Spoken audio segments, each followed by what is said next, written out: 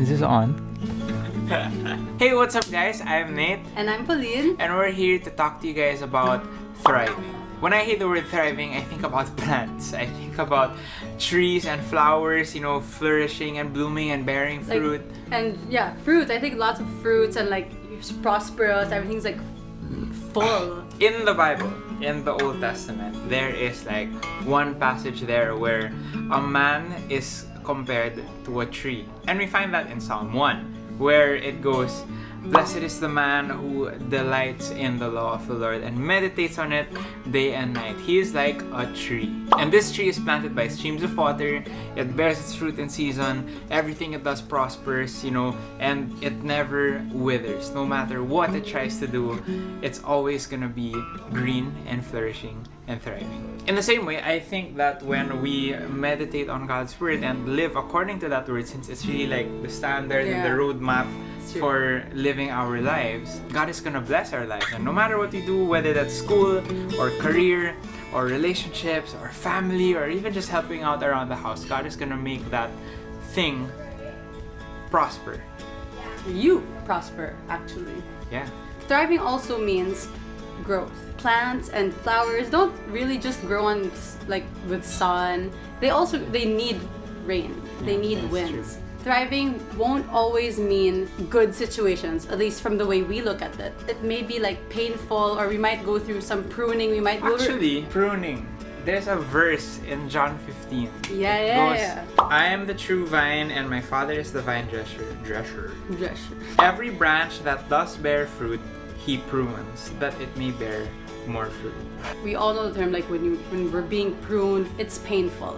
Yeah. You know, the reason why farmers prune trees is because there's already an overgrown branch, or it's a dead branch. Overgrown branches actually take away nutrients that can go to the rest of the tree. Maybe there are things that we hold on to, or things that we have and have constantly Tota. sorry, tamaan kayo. Maybe there are things that we have held on to for so long that have given us security, and could even be the Christian stuff, you know, church, ministry, maybe even dead branches. Maybe it could be sin. That could be things that actually hurt our growth. And God says that He'll prune them, He'll take them away, because He's looking out for our growth. There was this one time when I was just so focused on ministry. Like, I play the keyboard kasi in church and like whenever I would go up on stage, I would feel so good about myself. Wow, I'm serving God. And it got to my head and I became prideful, and that became an overgrown branch in my life that God had to prune. And for a while, I had to like not play the keyboard. Even if it was serving God, it wasn't helping my own heart, especially because it wasn't coming out of love anymore, and you know, it wasn't really patterning my life after Jesus. Actually, in it says, "I'm the vine, you are the branches. Whoever abides in me and I in him, it is he that bears much fruit. For apart from me, you can do nothing." And we know how we're supposed to delight and meditate on the written word, like in Psalm 1. We're also supposed to delight and meditate on Jesus' life, the living word. Actually, I had a very similar experience. I also had to take a break for a while and, you know, recalibrate and refocus, because even in the verse He said abide. And in abiding, I had to research what it meant. Abiding apparently means to make your home in. And Jesus literally says, "Abide in my love."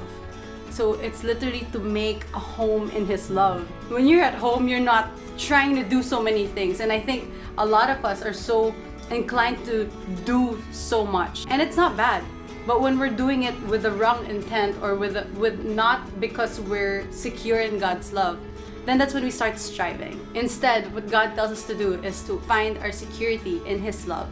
And that's what it means to thrive. In summary, for me, thriving is to delight in the written word as well as to delight in the living word, Jesus. And for me, thriving means to stop striving and to start abiding.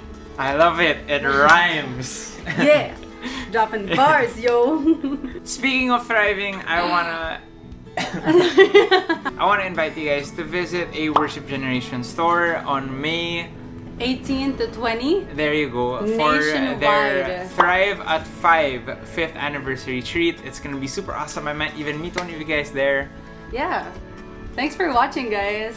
Yeah. God bless you guys. Have a great day.